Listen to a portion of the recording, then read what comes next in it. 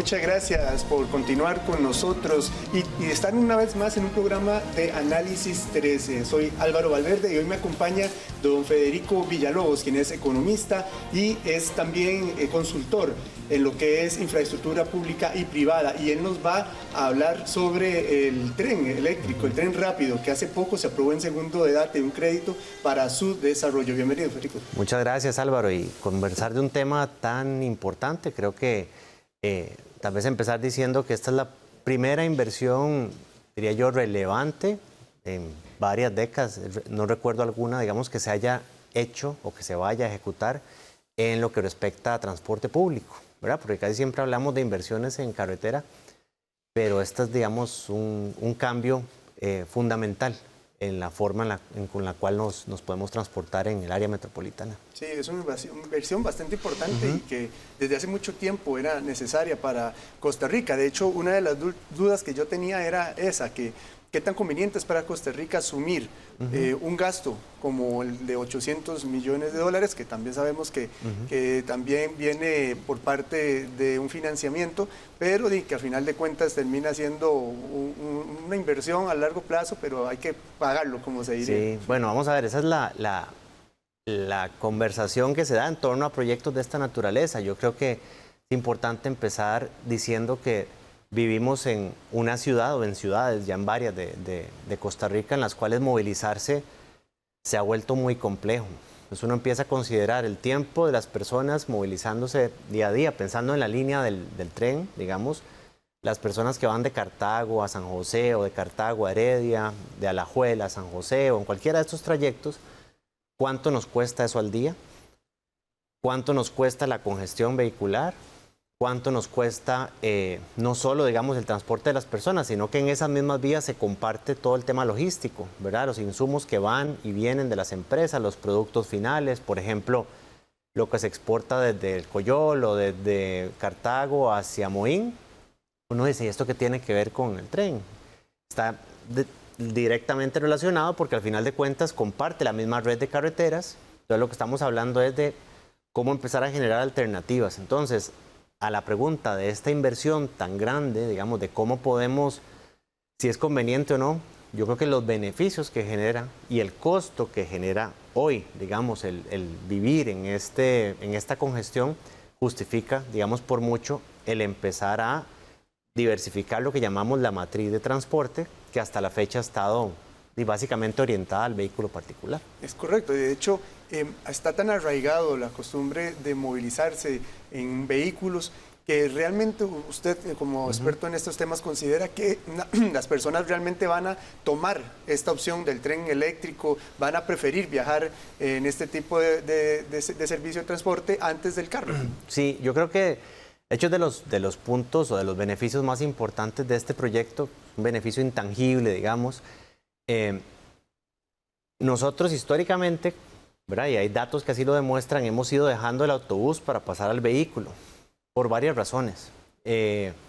Porque es más fácil el acceso al vehículo que en otras épocas, porque los mismos, digamos, dinámica en las vías hace que ya se vuelva, digamos, entre comillas, más incómodo el autobús que el vehículo. Y eso, digamos que tiende a llevarnos en un ciclo que complica muchísimo la movilidad. Entonces yo creo que el tren lo que viene a hacer es como ese, vamos a decir, ese atractivo, ese gancho para que volvamos a considerar dejar el vehículo para pasar al transporte público y automáticamente el volver a un tren, digamos, y poder disfrutar del beneficio de transportarse de un punto a otro de una manera tan rápida, hará que también eventualmente, bueno, las líneas de autobús que empiecen a alimentar el tren se empiecen a desarrollar y que como ciudadanos empecemos a ver que tiene todo el sentido utilizar transporte público en adición al vehículo particular, porque yo creo que es importante que todos siempre entendamos que esto no se trata de uno o el otro, no es una guerra contra el vehículo o mucho menos, sino que es diversificar. Al final gana el que utiliza el tren, gana también el que sigue utilizando el vehículo, porque ahora lo hace en rutas que están menos congestionadas. Y digamos, ¿usted lo considera que este diseño que se está proponiendo realmente cumple con las necesidades que actualmente se necesitan para poder descongestionar las carreteras de nuestro país? Vamos a ver, yo siempre creo que lo perfecto es el enemigo de lo posible, ¿verdad? Y claro, de hecho, si uno se devuelve varias décadas atrás, la discusión siempre se daba, ¿verdad? Vamos a hacer un tren de tal manera. Y alguien decía que no, que era de otra forma, que le gustaba el otro, etcétera, etcétera. Siempre va a haber esas discusiones. Yo creo que esto es un proyecto que tiene, digamos, tiene que darse aprovechando el derecho de vía existente y a partir de ahí, digamos, empezar a desarrollar toda la red, digamos, adicional de, digamos, de movilidad, porque no solo hablamos de más líneas del tren, hablamos de los buses que lo van a alimentar, hablamos de las conexiones peatonales que tienen que tener las diversas estaciones del tren. Entonces yo creo que es un proyecto adecuado que aprovecha el derecho de vía actual y a partir del cual se pueden empezar ya a partir de ahí a desarrollar, digamos, todos los demás conexiones e incluso la misma extensión del sistema para que podamos ir mejorando la movilidad en el área metropolitana. Ahora que usted mencionaba ese tema de que va a aprovechar la actual vía del tren, muchas personas me han consultado sobre eso, si no era mejor o más factible mejorar el sistema ferroviario actual o qué cambia con el tren eléctrico. Vamos a ver, sí, yo creo que de hecho son temas que incluso podrían ser uno al lado del otro. Si uno lo pone en perspectiva, bueno, yo trato de usar el tren en la medida de lo posible y aún y con sus limitaciones, cualquier persona, yo sé que no todos van a tener la oportunidad por sus trabajos y demás, pero movilizarse de San José a Heredia en minutos es una sensación ya inexplicable, digamos, para nuestro entorno. Yo creo que mejorar el servicio actual, pues evidentemente, porque tenemos un servicio que es limitado, ¿verdad? Un servicio que opera en las mañanas y en las tardes, noches, y solamente de lunes a viernes. Eso lo limita, porque evidentemente, si eso estuviera operando un fin de semana, ya las personas que no lo pueden utilizar en los días digamos, laborales podrían empezar a palpar lo que es el beneficio del transporte público. También el sistema actual es de una vía. Eso implica que hay que esperar, digamos, a que se hagan los aparcaderos de los trenes. Eso limita la frecuencia. Frecuencia es qué tantas veces pasa el tren, ¿verdad? Entonces yo creo que es una mejora al sistema actual, una mejora considerable, porque ahora vamos a pasar a tener un tren con mucho mayor frecuencia, es decir, pasa más veces y que opere digamos, los 7 días de la semana en horarios ampliados. Eso cambia por mucho la dinámica. Ahora uno se imagina toda la ruta en la cual transitará el tren y ya las personas que viven ahí ya pueden hacerse digamos, una forma de movilidad totalmente diferente, ¿verdad? Ya hasta incluso los comercios y demás se van a ir agrupando ahí. Lo que sí es relevante, yo creo que es importante, que es una discusión que no hay que perder, es el tren por sí solo es una pieza, es la columna vertebral, pero va a necesitar, digamos, elementos, los autobuses que lo alimenten, las estaciones intermodales, porque no solo autobús, también llegarán vehículos, ¿verdad?, para poder movilizar personas, y la conexión peatonal no deja de ser muy, muy importante, ¿verdad?, que no esté en estaciones aisladas, sino que yo pueda de ahí movilizarme, digamos, de una manera segura y tranquila, de manera peatonal, a las estaciones del tren. En su experiencia, ¿considera que hay que agregarle algo más a este proyecto? Yo creo que lo que habría que, vamos, si podemos decir agregar, es esto precisamente que estamos hablando, es que el proyecto por sí solo, digamos, ya es un paso positivo, pero cómo se va a conectar con el resto de la ciudad, por decirlo así. Entonces uno se imagina, no sé, pongamos un ejemplo, la estación del Atlántico, cómo yo voy a llegar caminando tranquilamente. Ha habido algunas mejoras que se han hecho en la zona, pero digamos, cómo voy a llegar caminando tranquilamente, por decir algo, de San Pedro o de la zona de Barrio Escalante ahí, de Barrio Amón ahí. O sea, cómo llego, es garantizar también que haya un flujo peatonal seguro y tranquilo a las diferentes estaciones y que podamos empezarlo a ligar con las mejoras en otros tipos de transporte, por ejemplo, autobús, para que se puedan empezar a alimentar. Esto va a llevar evidentemente tiempo, ¿verdad? Tampoco podemos pensar que es una solución inmediata, pero esos son los temas que yo le agregaría, ¿verdad? ¿Cómo podemos, y aquí entran también los gobiernos locales a jugar, todos los que se van a ver beneficiados con esto, en cómo podemos empezar a integrar lo que va a ser el tren con el resto de las modos de transporte? Federico, se ha visto en otros países desarrollados en el mundo donde a la hora de que un turista llega a un aeropuerto, llega a una estación del tren, encuentra fácilmente esa movilidad rápida hacia puntos de interés. ¿Cómo cambia la imagen de Costa Rica al momento de que ya esté establecido este proyecto? Yo creo que mucho, aquí hay muchos beneficios importantes. Uno es que empezar con una línea, y esto es tal vez una discusión que se ha dado, ¿verdad? Que yo creo que la gente o todo el país debería tener claro que esto se trata de un tema país, ¿verdad? No es de alguien o de una persona o de otro. Y digo un tema país porque se harán estas dos primeras líneas, pero hacia adelante otros gobiernos harán la tercera, la cuarta, otro gobierno hará la conexión de los autobuses, otro hará las mejoras peatonales. Y también empieza a dar una imagen, como bien decía, desde un país que ofrece alternativas. Cuando nos posicionamos también como un país para atraer inversiones de primer nivel, para atraer turistas, ¿verdad? Y uno hoy lo que hace es que tal vez se baja del avión y ve un problema tan grande de congestión, ya digamos la imagen se ve golpeada. Al revés, en términos positivos, ya ver que hay sistemas de transporte digamos, funcionales, modernos, empieza también a dar esa imagen de un país que está moviéndose en la línea correcta y atacando un problema que sí o sí solo se va a poder atacar a través de transporte público, en este caso con el tren, el problema de la congestión. Porque de nuevo, el turista que viene dice, bueno, ¿cómo puedo disfrutar más de este país? Si ya yo me puedo mover más rápido, quiere decir que ese turista podría decir, me voy a quedar una noche en San José, por decir algo, y voy a aprovechar el tren para ir a visitar Cartago, para ir a visitar Heredia. Eso implica para las comunidades la generación de actividad comercial que antes no tenía, hoy no la podría tener, porque un turista dice, no puedo. Voy a gastar hoy 3 horas en llegar a Cartago y 3 horas en regresar, ya no puedo disfrutar de estos temas. Y para el visitante, digamos, que tal vez piensa ubicarse en Costa Rica para efectos de actividades productivas, también estas mejoras en movilidad de pasajeros implica que mejorará el tema de la movilidad logística, en el tema de insumos, bienes finales. Entonces yo creo que es un tema en el que ganamos todos, ¿verdad? Porque mejora el usuario y mejora también la imagen y las condiciones para realizar negocios en Costa Rica. Dos proyectos distintos pero que van de la mano es también la Ruta 1. Deberían trabajarse en conjunto, tanto el tren eléctrico como la Ruta 1, evitando esto que estamos hablando, el congestionamiento vial tan grande que se forma a la hora de ingresar y salir de la capital, ir hacia La Alajuela, ir hacia Heredia. ¿Deberían desarrollarse ambos al mismo tiempo o uno más bien debería ser primero, complementar el otro después? Yo creo que ahí tendremos que lidiar con el problema, el buen problema, digo yo, de tener dos proyectos tan importantes caminando juntos.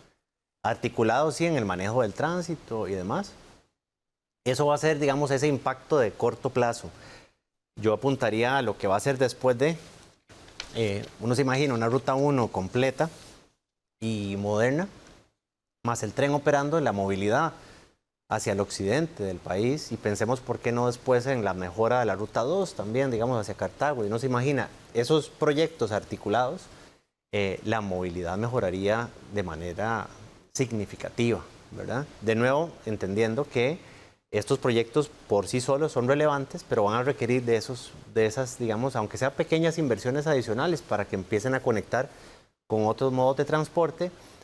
Y un tema de mucho más largo plazo y más complejo, ¿verdad?, que le toca mucho a los gobiernos locales, es también cómo vamos a ir ordenando el uso de la tierra en nuestros cantones, ¿verdad? Cómo hacemos ese ordenamiento territorial para promover ciudades más compactas, que puedan, además de estos modos de transporte alternativos, tener lo que llamamos viajes evitados, ¿verdad? Que uno pueda decir, mi ciudad está tan bien organizada que hay ciertos viajes en los que ni siquiera necesito, ¿verdad?, del vehículo, de un tren o de un autobús, porque lo puedo hacer de manera rápida caminando, ¿verdad? Ese tipo de cosas, que eso sí es de mucho más largo plazo, pero creo que va todo dentro de una lógica en la cual debemos ir dejando poco a poco y entendiendo, yo creo que todos, de que este tipo de proyectos deben ser para un uso generalizado, que no veamos el transporte público como la alternativa para el que no tiene vehículo, sino que sea una alternativa para todos y que podamos decir, bueno, en Costa Rica me puedo mover en vehículo, en autobús, en tren o caminando, y cualquiera de esas formas lo puedo hacer de una manera eficiente. Esa es la aspiración a la que nosotros deberíamos apuntar. ¿Qué errores ha visto usted que en otros países se han cometido a la hora de hacer un proyecto ferroviario así, a gran escala, como el que se está pretendiendo hacer acá? Bueno, hay varios que se repiten no solo en ese tipo de proyectos, sino en muchos megaproyectos. Uno es tener la paciencia suficiente del tiempo de ejecución, ¿verdad? Y esto es un problema que tenemos en muchos países. Queremos evaluar, digamos, tal vez una administración exclusivamente por lo que inaugura. Entonces empezamos a buscar atajos que terminan siendo muchísimo más largos. Entonces, de tener la madurez y la disciplina de saber que las cosas se hacen bien y el tiempo que deben tomar para hacerlos bien. Ese es uno. Número dos, lo que hemos estado hablando, como un proyecto de este tema, no dejarlo aislado, ¿verdad? Tal vez para ponerlo de una manera conceptual, es como hacer un aeropuerto sin carreteras que lo alimenten o un ferrocarril que lo alimente. Esto es igual, entonces pensemos en el tren, pero no olvidemos las conexiones peatonales que tendrán que alimentar esas estaciones, las conexiones de autobús que tendrán que alimentar esas estaciones para sacarle el mayor provecho. Yo diría que esos son los dos principales temas y evidentemente el tercero es cómo hacemos de esto de una manera transparente, sobre todo con el reto que tenemos, ¿verdad? De que va a ser, digamos, nuestra primera gran salida al mercado como país para llamar, digamos, empresas especializadas en temas ferroviarios, porque es algo que apenas está, digamos, naciendo en Costa Rica nuevamente después de que estuvimos varios años tímidamente con el ferrocarril de alguna manera operando a escala reducida. Mucho se ha hablado también de la tarifa que vaya a cobrarse a la hora de viajar. Algunas personas dicen que va a ser un monto tan elevado que van a preferir las personas viajar otra vez en sus vehículos, incluso en un autobús, en lugar de pagar eso. ¿Cómo debería entonces cobrarse esta tarifa y para que también sea rentable para el Estado poder tener este sistema? Sí, yo creo que ahí entra toda la discusión que se da siempre en torno a que si subsidio o no subsidio, que es una discusión, perdón, muy particular.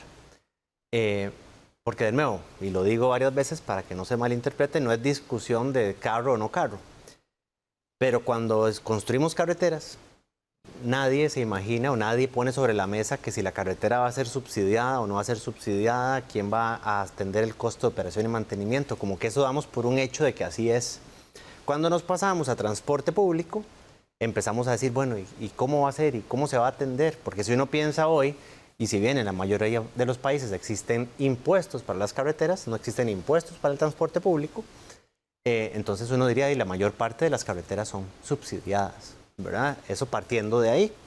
¿Implica que sean malas? No, porque se necesitan, porque generan un beneficio social. Entonces lo mismo sucede con los ferrocarriles, con una gran diferencia. Si uno se imagina una autopista, digamos, de peaje, a uno le cobran la carretera, pero usted puso el carro, la gasolina, el mantenimiento, donde se guarda el vehículo, uno pone todo eso. En un ferrocarril o en un autobús es diferente. La tarifa debería pagarlo todo. Entonces uno dice, claro, evidentemente se hace insostenible si a mí me tienen, imaginémonos una tarifa de peaje de carro, donde me cobren el carro, las llantas, la gasolina, el parqueo, sería inviable, ¿verdad? Entonces hay que tener la perspectiva de que así como pasa en carreteras con esas diferencias, los ferrocarriles también son necesarios, ¿verdad? Y eso implica también acostumbrarnos a que el transporte público requiere de aportes presupuestarios. ¿Cómo se define eso? Pues son varias formas, ¿verdad? Y una es cuál es la decisión de política pública. Si uno ve la mayor parte de países a nivel internacional, además pongamos un ejemplo del metro de Nueva York, que es un metro sumamente concurrido, ya antiguo de alguna manera, relativamente antiguo respecto a otros, más o menos la tarifa cubre el 40% del costo de operación.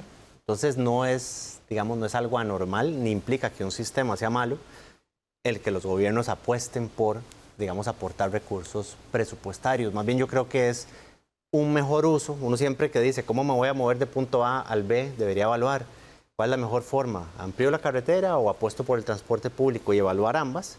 Y probablemente ahí es donde vamos a tener la respuesta de cuánto estamos dispuestos a aportar o cuál sería esa tarifa. Yo creo que es un tema al que deberíamos ir perdiéndole el miedo, ¿verdad? Porque al final de cuentas el transporte público nos genera muchísimos beneficios más allá del tema financiero.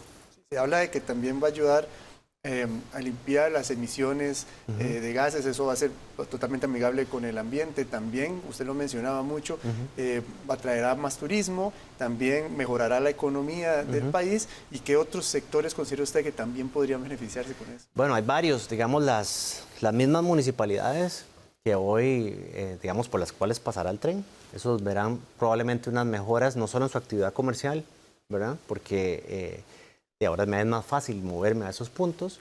Probablemente van a haber mejoras en la recaudación del impuesto a las propiedades, no solo por valor, sino porque más gente o más desarrollos van a querer estar cerca del ferrocarril. Yo creo que son temas importantes. Y hay otro que yo creo que es fundamental, que no es muy difícil cuantificar, pero es un sistema de transporte público de calidad. Tiene un impacto social que es muy difícil de cuantificar, pero que es muy relevante, ¿verdad? Y es aquella idea que decíamos ahora, ya es un elemento integrador, ¿verdad? Ya las personas de diferentes estratos sociales y económicos van a compartir un mismo sistema. Eso es, yo creo que algo muy relevante, sobre todo con una idiosincrasia nuestra, ¿verdad? Como costarricenses, que siempre hemos sido como muy, muy unidos en ese sentido, y que el mismo sector transporte más bien nos ha ido separando, ¿verdad? Entonces cada uno vive como en su burbuja. Esto tiene ese beneficio, ¿verdad? Que genera cohesión social porque empieza, digamos, a permitirnos utilizar el mismo sistema todos. Yo creo que es un tema muy, muy importante. Costa Rica siempre se ha hablado de que estos tipos de proyectos o desarrollos se llevan mucho tiempo, que se atrasan, que al final no se logra el tiempo que se tenía estimado. ¿Qué se debe hacer bien esta vez para evitar que eso pase? Bueno, yo creo que ya dimos el primer paso relevante. Porque el tema tren por lo menos ha sufrido por muchos años de que lo, como decimos popularmente, lo reseteamos, ¿verdad? Decimos, no, ya ese no. Yo creo que ya dimos el primer paso. El segundo es, y yo creo que lo más importante, este tipo de proyectos siempre pueden estar sujetos, así como cualquier otro de infraestructura, a variaciones. Pero uno de los temas principales es no, digamos, tener la disciplina y madurez de saber de que estos proyectos, sobre todo de tanta relevancia y con tantos elementos operativos, no es solo la construcción, es que aquí hay material, digamos, que tendrá que funcionar ahí, que son los trenes, toda la operación, tener la paciencia y la disciplina de tomarse el tiempo de hacerlo bien. Yo creo que eso es fundamental para que salgan las cosas, porque nosotros como país hemos caído en una trampa, ¿verdad? Como a veces decimos, es que somos muy lentos, sí, lo hemos probado en algunos momentos, pero que esa lentitud, sobre todo pasaba por la falta de toma de decisiones. Yo creo que cuando empezamos a hacer las cosas bien y siguiendo las mejores prácticas, los proyectos salen. Y yo también trato de poner esto como un ejemplo, esto es como una cosecha. Uno no puede acelerar lo que sembró para que crezca más rápido y que salga bien. Eso es, hágalo bien, siga los pasos y va a tener resultados. Yo creo que eso es lo más importante. Hay algo curioso que estamos hablando, por ejemplo, en Panamá, que se han ido, se empezaron con primero, digámoslo así, un sector, ya tienen 2 sectores, van por el tercer sector, creo que después de 7 años, mencionaba usted.